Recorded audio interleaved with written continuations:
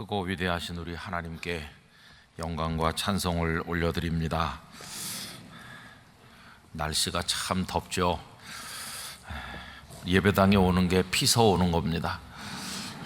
우리 예배당이 얼마나 시원하고 좋은지 예배도 드리고 시원하기도 하고 은혜도 받고 얼마나 행복한지 몰라요. 오늘 저녁에 오신 여러분들에게 하나님의 특별하시는 종이 함께 하시기를 바랍니다. 얼마 전에 한 젊은 목사님을 만났습니다. 이 목사님은 한 130명 정도 출석하는 어느 교회 담임 목사로 간 지 한 3년쯤 되는 목사님입니다. 근데 이 목사님이 부임한 그 교회는 그동안 좀 여러 가지 사연이 많이 있었습니다.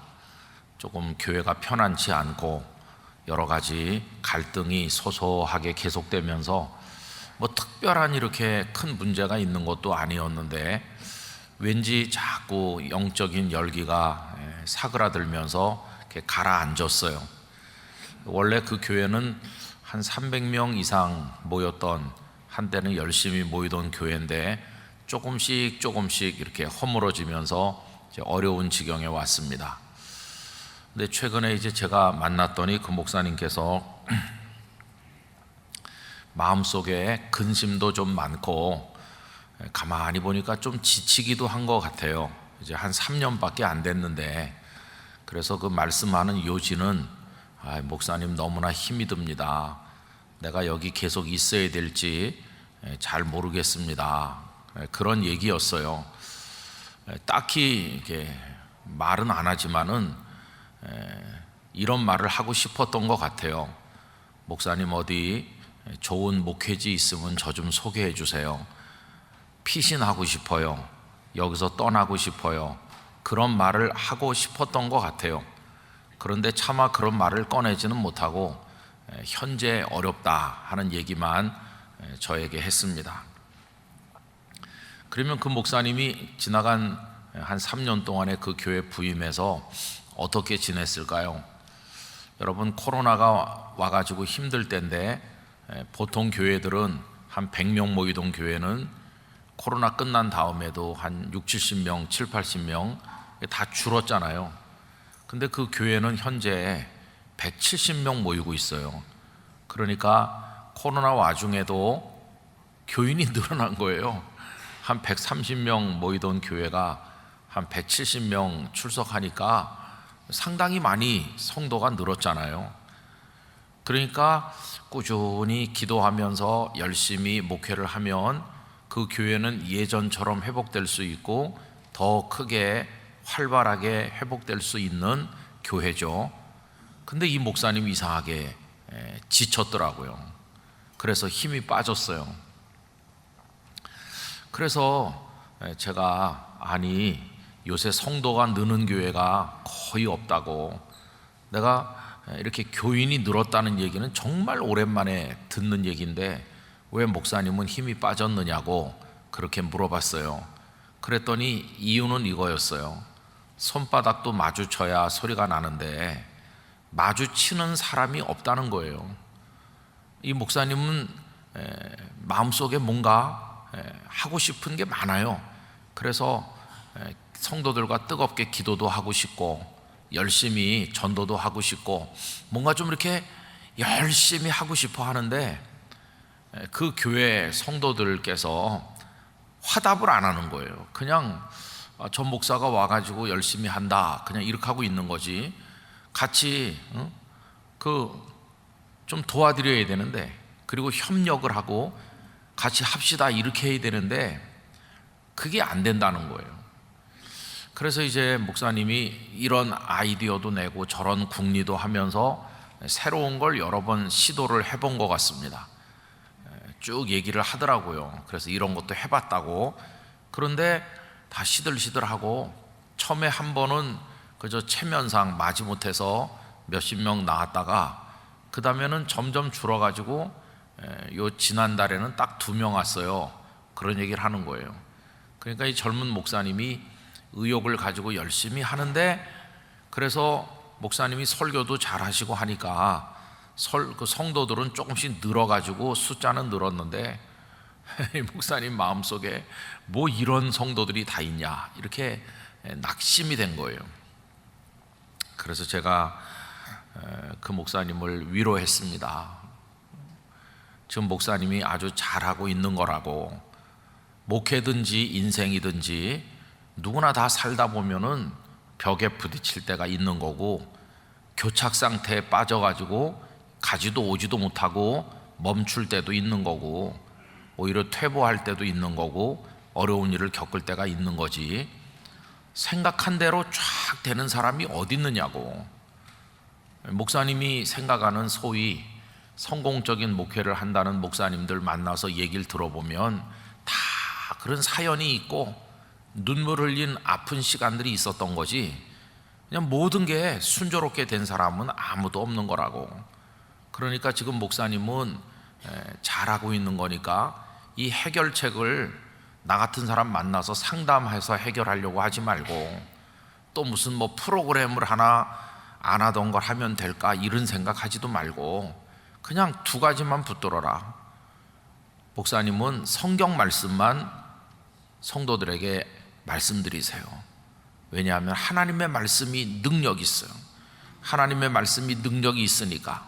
우리 교회는 뭐 프로그램도 잘 안 되고 열심히 나와서 도와주는 사람도 없고, 그렇지만은 그런 거 다 생각하지 말고 내가 성심성의껏 하나님의 말씀을 선포하면 하나님의 말씀이 능력이 있기 때문에 성도들의 심령에 은혜를 주고, 메마른 심령이 적셔질 것이고, 다친 마음이 열릴 것이고, 맹 놓고 있던 사람이 다시 손에 힘을 불끈 쥐고 일어날 때가 있을 것이고, 닫힌 입이 열려 찬송하고 복음을 전도할 때가 올 것이라고.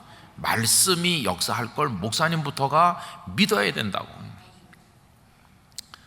그래서 아이고 뭐 이런 성도들에게 설교를 해봤자 뭐하나 이렇게 생각하면 안 되고, 반응이 있든지 없든지 하나님의 말씀은 살아있는 말씀인 줄 믿습니다.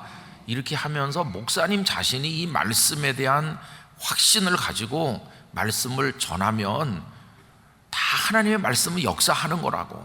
그걸 목사가 믿지 못하게 되면 마지막 보루가 무너지는 거고 목회를 못하는 건데, 목사님 하나님 말씀을 믿고 그 말씀이 역사할 줄로 확신하면서 꾸준히 그거 전하는 거, 그게 첫째다. 그 다음에 두 번째는 살아계신 하나님을 믿어야 되는, 하나님이 계시지 않느냐. 성도들이 손바닥을 마주쳐주지 않아도 하나님이 손바닥을 마주쳐준다. 하나님께서 힘내, 내가 너를 여기 보냈다, 이렇게 하면은 그 하나님을 의지하고 하는 거다. 승리를 목사님이 거두려고 하지 말고 하나님께서 승리하실 때 그 기쁨을 같이 나누는 것뿐이지, 우리가 승리하는 게 아니고 하나님께서 승리하는 거다. 하나님께서. 그렇게 이제 권면을 했습니다. 그리고 이제 가만히 생각을 해보니까 참 안 됐다는 생각도 들기도 하고, 이 젊은 목사님이 기가 꺾이면 안 될 텐데 끝까지 목회를 잘해서 아름다운 열매를 거둬야 될 텐데 하는 생각이 들더라고요. 그러면서 이제 저의 옛날 모습을 많이 돌아보게 됐어요.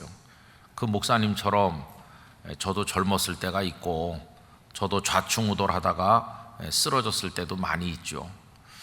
근데 이제 옛날 저의 모습을 가만히 보니까 되게 젊은 목사님들의 장점이자 약점이 뭐냐 하면은 동전의 양면 같은 건데, 장점은 열정과 열심이 있다는 거예요. 근데 약점은 금방 기가 꺾인다는 거예요.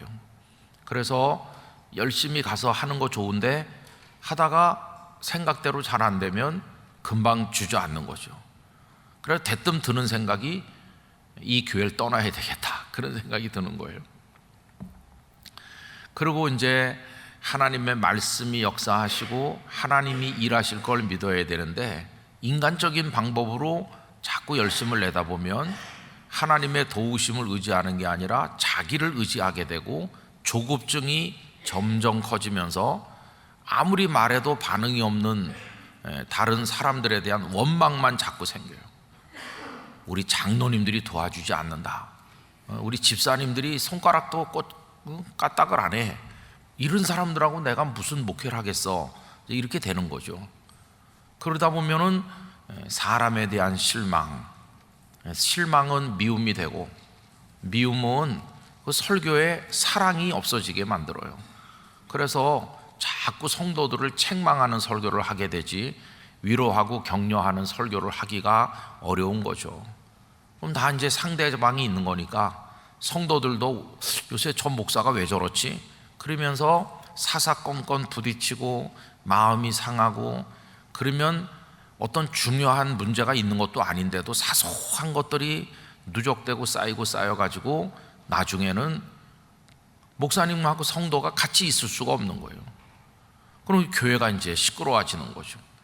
그 와중에도 그래도 우리 목사님이 좋아, 그런 사람들도 있고, 목사님이 왜 저런지 몰라, 그런 사람들이 생기다 보면 성도와 성도끼리 또 갈등이 생기고, 그리고 교회들이 다 시끄러운 거예요. 그래서 목회자들은 얼굴이 컴컴해지고, 성도들도 교회 가서 갈등만 하니까 재미가 없고, 한 사람 두 사람 흩어지면서 그 교회 영적 열기가 다 식어버려 가지고 싸늘한 교회가 되고 나중에 빈 껍데기만 남는 거예요. 참 너무나 안타까운 그런 얘기죠. 우리 주변에 그런 얘기가 참 많이 있어요. 우리가 개인적인 인생을 살든지 어떤 교회 일을 이렇게 하는 과정에 그러든지 이렇게 벽에 부딪힐 때, 그리고 아주 어떻게 될는지 난처한 지경에 빠져서 답답할 때, 그때 우린 어떤 생각을 가져야 될까 하는 것입니다. 여러분, 오늘 본문 말씀에 보면은 아나니아와 삽비라 사건 이후에 사람들이 다 두려워했어요. 근데 그 두려움은 도망가고 싶은 공포, 그런 게 아니라 교회를 두려워하지만 모여들게 하는 매력적인 두려움이었어요. 아나니아와 삽비라가 죽음으로써 다 두려워하긴 했지만, 그래서 흩어진 게 아니라 더 많은 사람들이 모여왔게 되었고, 또 사도들의 손을 통해서 성령님께서 기사와 표적을 행하셨고, 그래서 믿는 사람들이 점점 많아졌어요.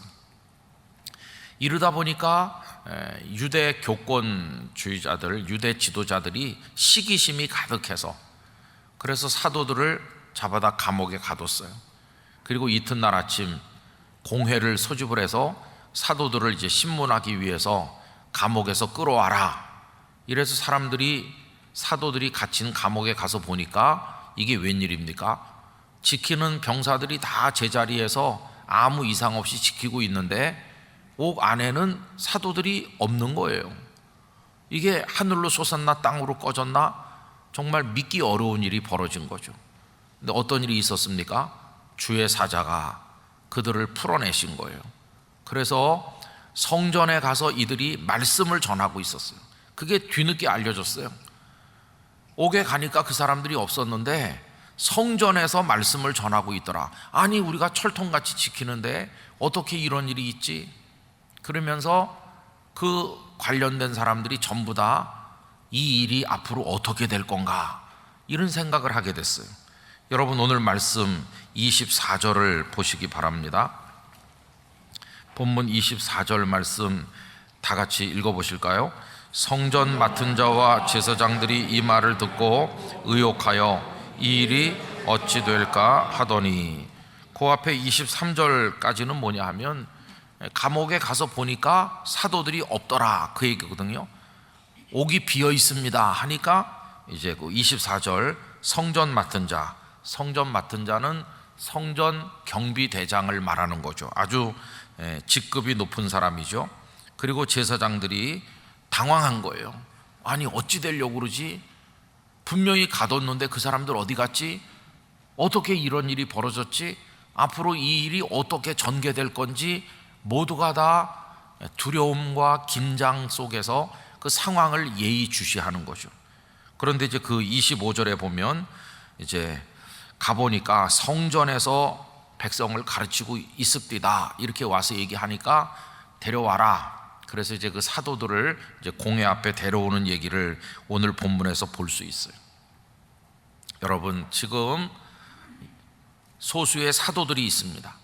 그런가 하면 위세등등하게 그들을 감옥에 가뒀고 그들을 끌어다가 재판을 하려고 하는 이 세력을 가진 사람들, 사내들인 공회 회원들이 있어요. 제사장들, 사두개인들, 성전 경비를 맡은 사람들, 내노라 하는 백성의 장로들 다 있잖아요. 좀 충돌하고 있는 거죠. 그럼 앞으로 이 일이 어찌 될까? 이렇게 계속 충돌하면서 갈등하고 잡아 가두고 잡아 가뒀는데 또 그들은 나가서 말씀을 전하고 이런 믿기지 않는 일들이 현실 속에서 벌어지고 있는데 어떻게 될 거지 이 일이? 이렇게 의아심을 가지는 거예요. 모두가 다 의아하겠죠. 이 일이 앞으로 어떻게 전개될 건가 하는 거죠. 여러분, 이 일이 어찌 될 것인가 하는 이런 의구심 절반 혹은 미래에 대한 어떤 호기심 절반, 이런 생각은 모두에게 있는 거죠. 여러분, 아까 그 목사님 얘기를 제가 예를 들어서 말씀드렸는데 저도 그 목사님의 목회를 보면서 똑같은 생각을 하는 거예요. 그 목사님이 지금 벽에 부딪혔다, 그래서 낙심하고 있다. 그렇지만 하나님의 도우심으로 성도가 이렇게 어려운 중에도 늘었다. 그러면 앞으로 어떻게 될 건가? 이렇게 생각하는 거예요. 둘 중 하나겠죠. 앞으로 목사님께서 좌절해가지고 주저앉던가, 아니면은 하나님의 도우심을 의지하면서 승리하는 목회를 할 것인지, 뭔가 결과가 나올 거 아니겠어요? 근데 여러분, 이 일이 어찌 될까 하면서 지켜볼 때 결과가 내일 아침에 바로 나오는 것도 있고, 또 어떤 것들은 한 10년쯤 있어야 결과가 보이는 것도 있고, 어떤 건 평생을 가야 알 수 있는 것도 있고, 어떤 거는 여러 세대가 지난 다음에서야 결론이 나오는 것도 있어요. 그래서 여러분, 어떻게 될까? 이게 참 두려움 절반, 기대감 절반, 그런 거죠. 여러분, 예를 들어서 어떤 동네 병원에 갔더니, 큰 병원에 가서 검사 받아보시죠. 그래가지고 큰 병원에 가서 MRI 이런 거 했다고 치세요. 의사 선생님이 일주일 후에 오세요. 그러면은 일주일 내내 이 질문을 하고 있을 겁니다. 그죠? 이 일이 어찌 될까? 일주일 내내 그 생각을 하는 거죠. 그래서 두려움 반이에요. 일주일 후에 그 선생님이 나쁜 병이에요, 이러면 어떡하지? 그런 두려움이 절반 있고, 또 기대감도 절반 있어요. 그 별거 아니에요, 아무것도 안 나왔어요, 그렇게 말해주지 않을까? 이게 이제 우리 인생 자체가 그래요. 요즘에 지구촌을 보면서도, 펄펄 끓는 지구촌을 보면서 앞으로 어떻게 될 건가? 이렇게 하는 거죠. 여러분, 이 비슷한 얘기를 하나 더 하면은 출애굽기 2장에 모세의 이야기가 나옵니다. 모세가 태어났는데 너무 훌륭한 아기죠. 그래서 가져다 물에 빠뜨리는 게 너무 마음이 아프니까 그 부모님이 갈대 상자 안에 결국은 담아가지고 이렇게 띄웠어요. 석 달을 숨겨 키우고, 그 후에는 갈대 상자에다 담아서 강가 갈대 숲에 띄우고, 그리고는 그 누이 미리암이 나가서 지켜보고 있는 거잖아요. 근데 그 출애굽기 2장 4절에 이렇게 되어 있습니다. 그의 누이가 어떻게 되는지를 알려고 멀리 섰더니, 어떻게 되는지, 이게 오늘 본문하고 똑같은 얘기예요. 내 동생이 어떻게 될 건가? 이렇게 하는 거죠. 어찌 될 건가? 여러분, 우리가 살아가는 미래가 다 그래요. 앞으로 영락교회는 어떻게 될 건가? 내 인생은 어떻게 될 건가? 여러분, 이때 우리들이 어떤 마음을 가지는 게 중요할까요? 그것은 첫째는 이겁니다. 불안한 미래를 바라볼 때, 어찌 될 것인가 이렇게 바라볼 때 우리 성도들에게 필요한 것은 하나님께서 승리하실 것을 믿어야 된다는 것입니다. 그게 첫 번째 답이에요. 어찌 될 것인가 이렇게 바라보는데, 여러분, 우리는 승리할 겁니다. 그걸 믿어야 돼요. 그게 믿음이죠, 믿음. 그게 믿음이에요. 근데 저도 이제 목회를 몇십 년 하면서 그 목사님이 경험한 것과 비슷한 경우를 저도 많이 경험했어요. 어떤 때는 성도들이 다 같이 열심히 이렇게 협력을 하셔서 아주 재밌게 뭔가 이렇게 잘 될 때도 있는가 하면 어떤 때는 진짜 반응이 없을 때도 있어요. 그래가지고 뭐 이게 목사 혼자 이렇게 괜히 애써가지고 헛수고만 하는 거고, 내가 뭐 이거 안 한다고 큰일 나는 것도 아닌데 왜 나 혼자 이렇게 기를 쓰지, 이렇게 낙심할 때도 있어요. 그리고 어떤 때는 또 반대하는 분도 있죠. 반대. 근데 그 반대가 타당한 반대 같으면은 당연히 취소를 해야 되죠. 근데 억지 주장인 경우도 많아요. 억지 주장. 아, 이분이 교회를 생각하는 게 맞나? 정말 하나님을 믿는 사람 맞나? 교회를 생각하고 성도를 생각하고 그러면은 저렇게 말하면 안 되는데 어떻게 자기 생각만 저렇게 하지? 그렇게 실망될 때도 있어요. 그러면 안 될 것 같아요. 그죠? 그때 이제 제가 목회를 하면서 터득한 지혜가 있어요. 그런 장벽 앞에 부딪힐 때 괜히 맞붙어 싸우지 말자. 괜히 맞붙어서 마치 장애물 치우듯이, 그분이 뭐 장로든 권사든 집사든 간에 장애물 치워라 그런 식으로 그 어떤 성도를 이렇게 밀쳐내면서 기어코 뭘 하려고 애쓸 필요가 없다는 것을 제가 터득하게 됐어요. 그래봤자 남는 게 상처밖에 없는 거예요. 그분도 상처받고 나도 상처받고 마지막에 아픔만 남더라고요.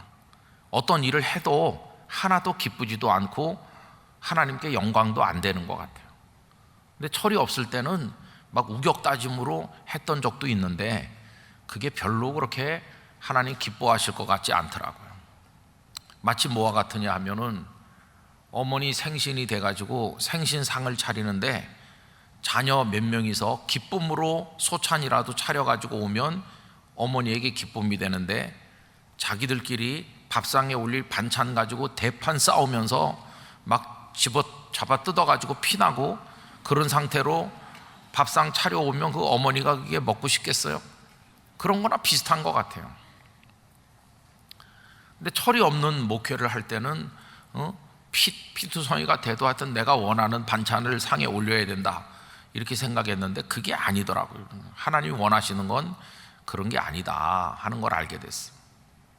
그래서 이제 물러서야 되는 거죠. 아이, 그러면 뭐 이번에 하지 맙시다 뭐 이렇게.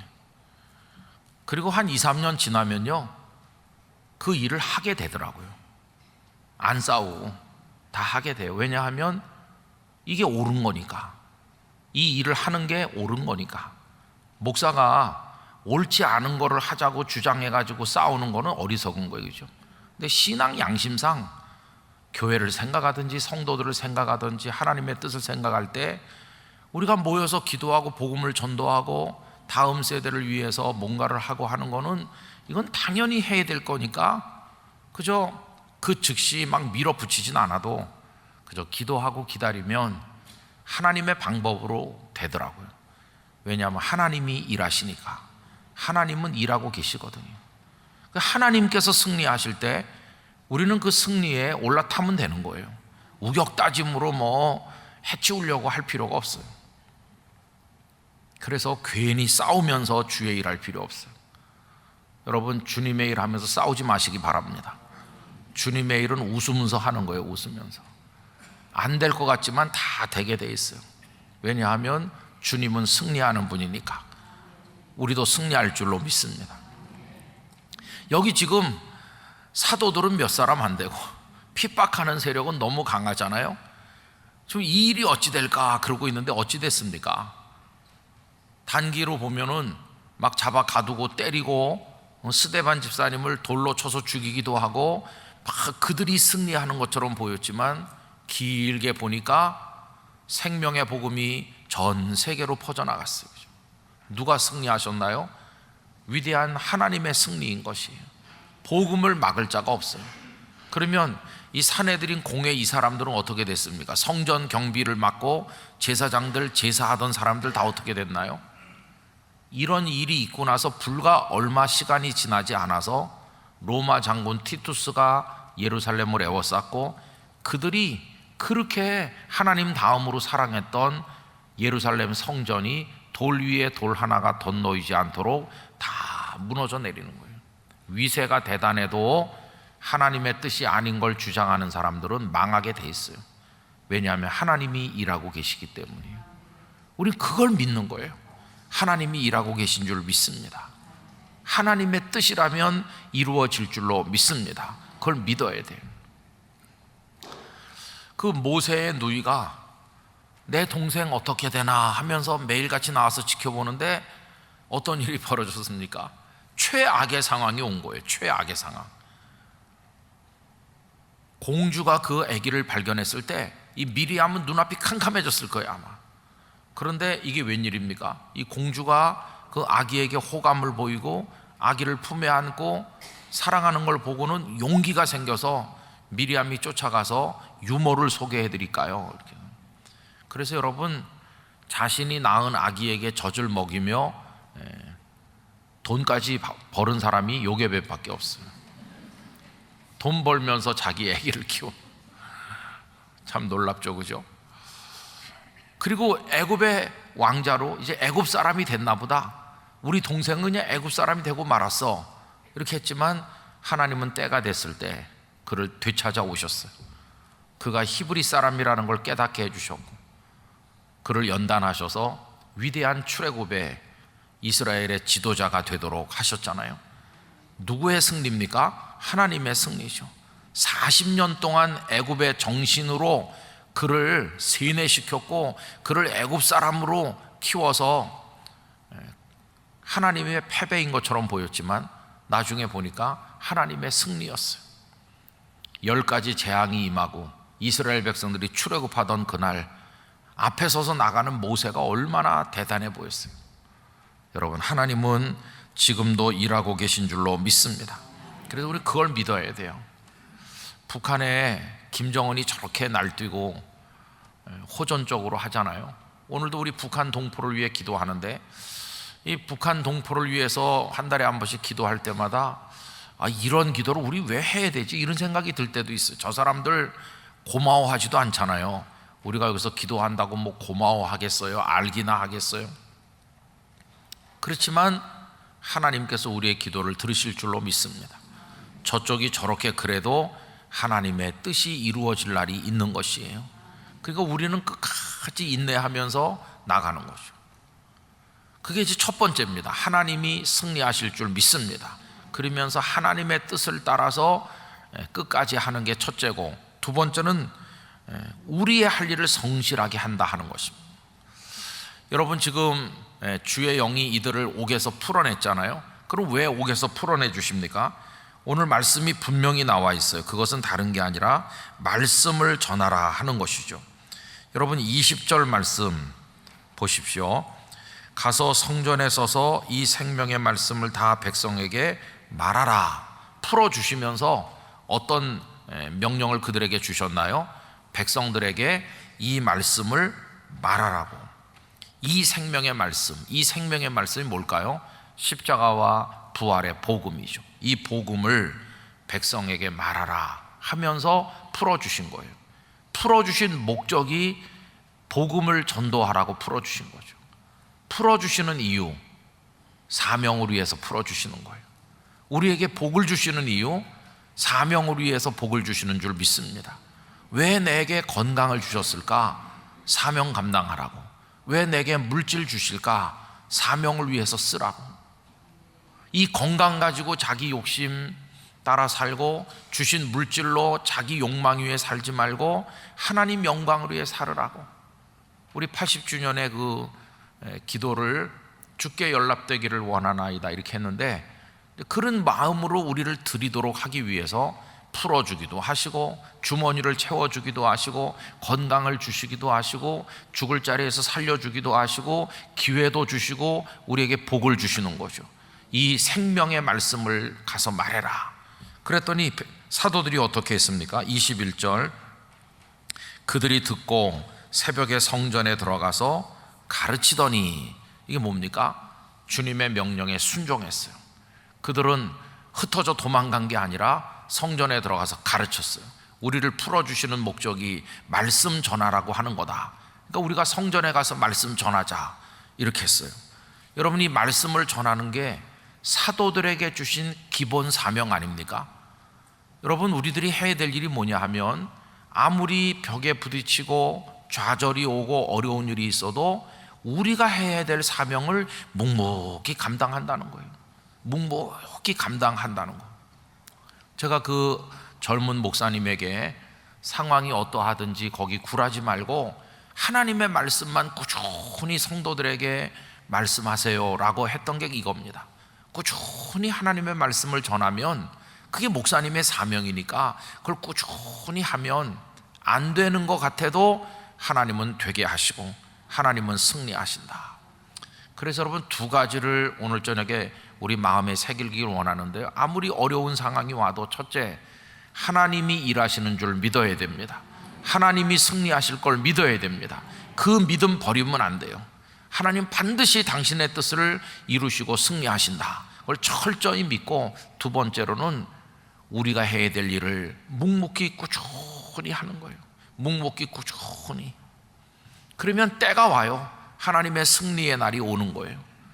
아까 제가 서두에 하룻밤 자고 나서 열매가 되는 것도 있고 한 10년쯤 걸리는 것도 있고 뭐 그렇다고 그랬는데, 한 10년쯤 걸리는 거는 아까 그런 목사님이 그 교회 가서 교회가 평안해지고 성도들이 은혜를 받아서 교회 체질이 좀 바뀌고 뭔가 부흥하는 교회가 되려면 한 10년은 걸리죠. 10년.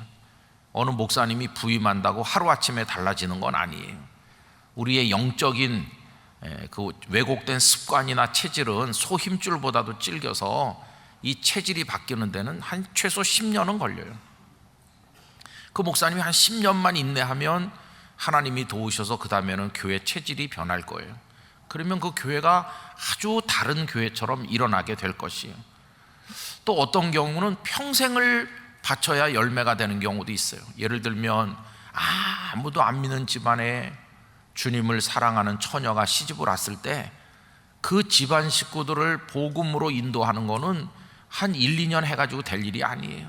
그 완고한 시부모님들 또 이상한 시누이들 다 감동시켜서 한 사람씩 녹여가지고 다 주님의 교회로 모시고 와서 다 같이 집사님이 되고 권사님이 되게 하려면은 가서 하얗게 머리에 서리가 내릴 때까지, 그럴 때까지 평생을 그 집안의 선교사로 기도하고 헌신해서 그 세월이 가야 되는 거지.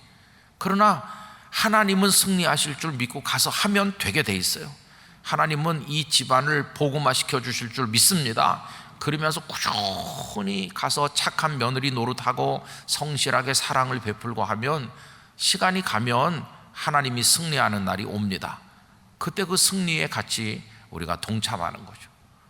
여기 지금 사도행전의 복음이 이렇게 어려운 상황에서 이 일이 어찌 될까, 그런 위기를 계속 겪었지만 몇백 년 지나니까 어떻게 됐나요? 몇백 년 지나니까 로마 제국이 기독교를 국교로 선포했어요. 그렇게 핍박하던 사람들이 기독교를 국교로 선포할 만큼 하나님이 승리하시는 거예요.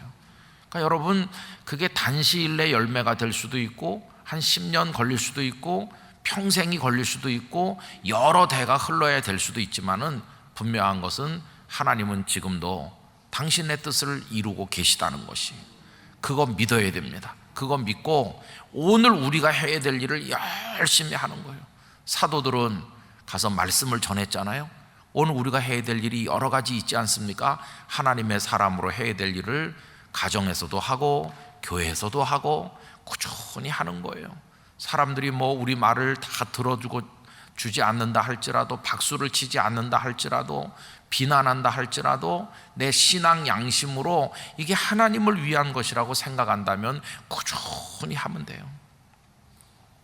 한 가지 조심할 건 있죠. 그 뭐냐 하면 악한 일을 계속하면 안 돼요.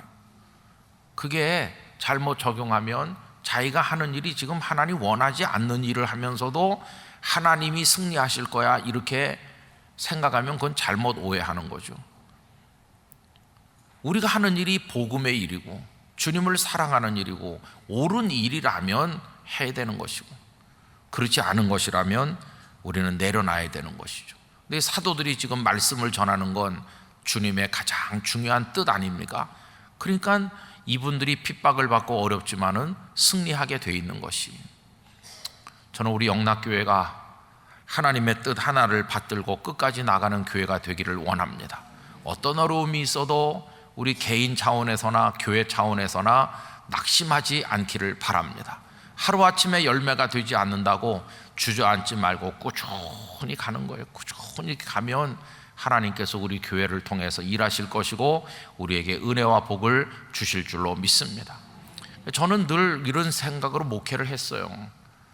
그 목사님들이 교회를 목회하면서 자기 목회를 생각하면 안 되는 거죠. 그러니까 제가 이제 영락교회 목사로 있지만 제가 여기서 천년만년 있을 게 아니잖아요. 그러니까 저는 저의 신앙 양심에 따라서 영락교회를 생각하면서 기도하고 제가 있는 마지막 날까지 저의 본분을 하는 거고, 그때 제가 이제 기도하는 제목이 그날까지만을 위해 기도하는 건 아니죠.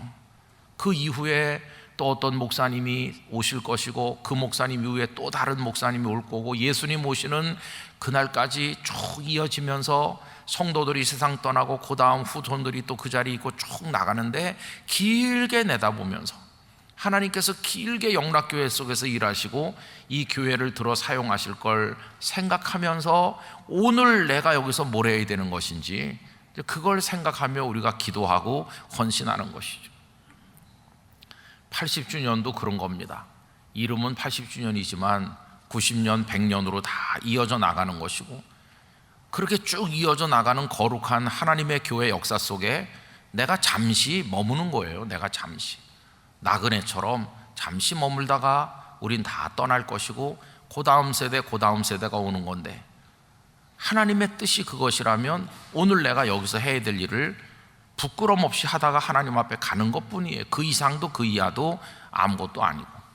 그래서 하나님의 승리에 내가 그래도 요만큼이나마 기도로 참여했고 마음으로 참여했습니다. 나도 교회를 사랑했습니다.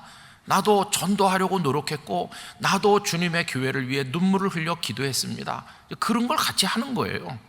그러니까 오늘 우리가 뭐 찬양대로 섬기든 뭐 교회학교 교사를 하든 뭘 하든지 간에 그런 마음으로 오늘 우리 삶의 자리매김을 하다가 때가 되면 은퇴하기도 하고 주님 나라에 부름받아 가기도 하고 그런 것이에요.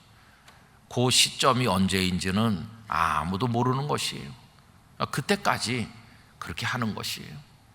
여러분 지금 가슴이 답답한 일이 많으실 겁니다. 가정적으로도 사업도 뭐 여러 가지 차원에서 꽉 막혀가지고 어찌 될 건가 이렇게 마음의 두려움과 기대감이 막 얽히고 설켜 있는 분들이 많으실 거예요. 여러분 그때 우리 하나님의 승리를 믿읍시다. 그러면서 그게 얼마나 걸리든지 내가 하나님의 뜻을 따라 오늘 해야 될 일을 성실하게 감당하기를 원하는 것입니다. 일터에 어려움이 있지만 꾸준히 출근을 해야 되는 것이고 가서 내가 성의껏 회사 일을 봐야 되는 것이고 꾸준히 하면서 하나님의 때를 기다리는 것이죠. 그래서 여러분 예수님을 배워야 되는데 제가 성경 말씀 읽어드리고 이제 마치려고 하는데요, 히브리서 12장 1절 우리 한번 찾아서 같이 봅시다. 히브리서 12장 1절. 예수님께서도 어려운 지경을 참으시면서 꾸준히 당신의 메시아의 길을 걸으셨거든요. 우리도 그렇게 하는 거죠. 12장 1절 찾으셨나요? 네, 1절은 제가 읽겠습니다. 이러므로 우리에게 구름같이 둘러싼 허다한 증인들이 있으니 모든 무거운 것과 얽매이기 쉬운 죄를 벗어버리고 인내로서 우리 앞에 당하는 경주를 하며, 여러분 인내하라고 얘기하죠. 네. 또 온전하게 하시는 이신 예수를 바라보자. 그는 그 앞에 있는 기쁨을 위하여 십자가를 참으사 부끄러움을 개의치 아니하시더니 하나님 보좌 우편에 앉으셨느니라. 아멘. 거기 가만히 보세요. 1절 끝에 보면 예수님께서 어떻게 하셨는지를 말씀하기 전에 우리에게 어떤 단어 하나를 말해줍니까? 인내라는 단어를 말해주는 거죠. 그러니까 지금 꽉 막혀가지고 당장 뭐가 안 돼도 인내하면서 꾸준히 하나님의 승리의 날을 기다리는 거죠. 예수님은 어떻게 하셨나? 2절에 보시면 믿음의 주요 또 온전하게 하시는 이 예수님을 바라보자. 예수님께서는 그 앞에 있는 기쁨을 위하여, 여러분 이게 뭡니까? 승리입니다. 승리. 기쁨이 있어요. 승리가 반드시 옵니다. 그 기쁨의 날을 바라보면서 십자가를 어떻게 하셨다가요? 참으셨다고. 여러분 지금 앞뒤가 꽉 막힌 것처럼 보이는 이 시간은 십자가를 지는 시간이에요. 십자가를 지는 시간, 참아야 되는 거죠. 그리고 부끄러움도 견뎌야 되는 거죠. 부끄러움을 개의치 아니하시더니 승리하셔서 하나님 보좌 우편에 앉으셨다, 이렇게 얘기하고 이제 3절 다 같이 있습니다. 너희가 피곤하여 낙심하지 않기 위하여 죄인들이 이같이 자기에게 거역한 일을 참으신 일을 생각하라. 여러분 거기 참 죄송한 말씀이 나오더라고요. 죄인들이 이같이 자기에게 거역한 일을 참으신 예수님. 얼마나 많은 죄인들이 예수님을 향해 대들고 예수님을 욕하고 예수님을 모욕하고 불순종했고 그렇습니까? 그래도 다 참아주셨어요. 예수님은 그런 분이셨어요. 우리가 가정에서든지 교회에서든지 어디서든지 우리를 힘들게 하는 사람들이 많이 있어요. 손바닥을 마주 쳐주기는커녕 삿대질하면서 그런 사람도 많이 만나요. 그럴지라도 참고 견디셨던 예수님을 생각하면서 이게 주님의 뜻이라면 묵묵히 할 일을 하는 것뿐이에요. 주님은 십자가를 다 참으셨더니 승리하셔서 만왕의 왕 만주의 주가 되시지 않았습니까? 여러분 그래서요 지금 일이 교착 상태에 빠지고 꽉 막히고 아무것도 되는 게 없는 것 같고 어렵다고 할지라도 두려워하지 말아야 되겠습니다. 하나님 승리하신다. 나는 끝까지 나의 할 일을 오늘 여기서 하겠다. 그리고 참겠다. 예수님처럼 견디겠다. 그러면 내게 승리를 주실 줄 믿습니다. 이러면서 살아나가는 것이에요. 끝까지 그렇게 할 수 있도록 성령님께서 우리에게 힘과 능력을 주시기를 간절히 축원합니다. 기도하겠습니다. 거룩하신 아버지 하나님, 선한 일을 시작했지만 벽에 부딪히고 옳은 일인 것 같은데도 일이 안 되고 오히려 비난을 받고 오해를 받고 주저앉을 때가 많습니다. 열심히 노력하는데도 가정이 힘들고 사업이 안 되고 애쓰는데도 열매가 없을 때 저희들은 절망하여 쓰러집니다. 하나님 그때 어찌하면 좋을까요? 원하옵건대 저희로 하여금 낙심치 않게 해주시기를 원합니다. 하나님이 일하고 계심을 믿게 해주시고 하나님이 승리하시는 날이 올 걸 믿게 하여 주시옵소서. 그때까지 참아 견딜 수 있는 힘을 주시옵시고 풀어주시면서 말씀을 전하라 했을 때 사도들이 나가 말씀을 전한 것처럼 저희들 묵묵히 해야 될 사명을 감당할 수 있게 하여 주시옵소서. 최후 승리를 얻는 그날까지 한 걸음 한 걸음 견디어 나갈 수 있는 그런 능력을 성령님이시여 저희 모두에게 허락하여 주시옵소서. 예수님 이름으로 기도하옵나이다. 아멘.